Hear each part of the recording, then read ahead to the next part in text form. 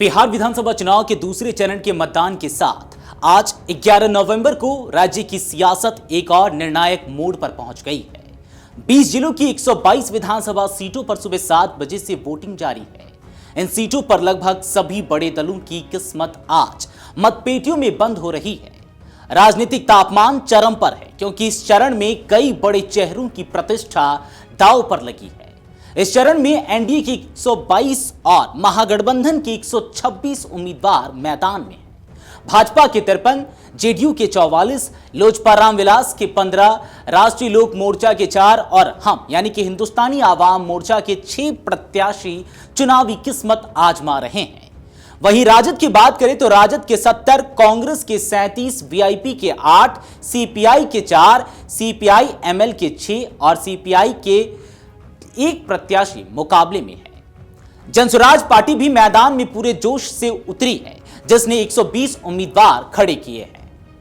दूसरे चरण में कई नामचीन नेताओं की साख इस चुनाव में परखी जा रही है। पूर्व उप मुख्यमंत्री तारकिशोर प्रसाद और रेणु देवी, मंत्री विजेंद्र यादव, नीतीश मिश्रा, प्रेम कुमार, कृष्ण नंदन पासवान, प्रमोद कुमार, शीला मंडल, लेशी सिंह और जयंत राज जैसे कई बड़े नेता इस चरण में मैदान में हैं। महागठबंधन की ओर से कांग्रेस प्रदेश अध्यक्ष राजेश राम, राजद के वरिष्ठ नेता उदय नारायण चौधरी, रालोमो प्रमुख उपेंद्र कुशवाहा और पत्नी स्नेहलता, कांग्रेस विधायक दल के नेता शकील अहमद खान और भाकपा माले के नेता महबूब आलम की प्रतिष्ठा भी दांव पर है। राजनीतिक विश्लेषकों का मानना है कि इस चरण में जनादेश की चाबी 18% दलित मतदाताओं और 17% मुस्लिम मतदाताओं के हाथ में है। करीब 100 सीटें ऐसी हैं जहां दलित मतदाता 30 से 40 हजार की संख्या में मौजूद हैं। इनमें 13% महादलित, 2.5 यानी कि 2.5% मुसहर और 5% पासवान दुसाद बिरादरी के वोट शामिल है।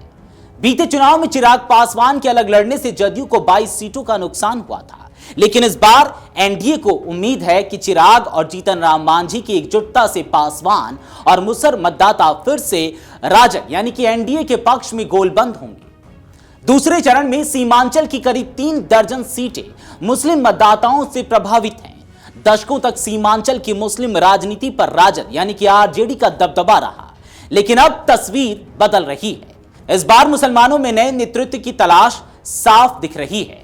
एआईएमआईएम, जिसने पिछली बार सीमांचल की 5 सीटें जीती थी, इस बार महागठबंधन पर मुस्लिम चेहरे की अनदेखी का आरोप लगाते हुए जोर शोर से मैदान में है। वहीं जनसुराज ने भी खुद को मुसलमानों का नया रहनुमा साबित करने की मुहिम छेड़ रखी है।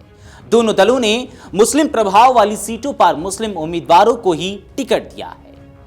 बीते चुनाव में एनडीए ने 1.6% वोटों की बढ़त से 66 सीटें जीती थी, जबकि महागठबंधन 49 सीटों पर सिमट गई थी। अंग तिरहुत और मिथिलांचल में एनडीए को बढ़त मिली थी, जबकि मगध में राजद का पलड़ा भारी था। इस बार समीकरण बदल चुके हैं। वीआईपी पार्टी महागठबंधन में है और चिराग पासवान की अलग रणनीति ने एनडीए के गणित को नया मोड़ दिया है। वहीं एआईएमआईएम और जनसुराज की एंट्री ने मुस्लिम वोटों का समीकरण उलझा दिया है। बिहार के दूसरे चरण का मतदान यह तय करेगा कि दलित और मुसलमान मतदाता इस बार किस खेमे को जनादेश देंगे। क्या एनडीए एक बार फिर से 2020 की तरह बढ़त बना पाएगा या महागठबंधन सीमांचल में नई शुरुआत करेगा? फिलहाल राज्य का हर राजनीतिक समीकरण यही कह रहा है कि इस बार का चुनाव नतीजा नहीं, जनादेश की सोच तय करेगा। अगर आप ये वीडियो YouTube पर देख रहे हैं तो हमारे चैनल को सब्सक्राइब कर बेल आइकन दबाएं और Facebook पर देख रहे हैं तो हमारे पेज को लाइक करें।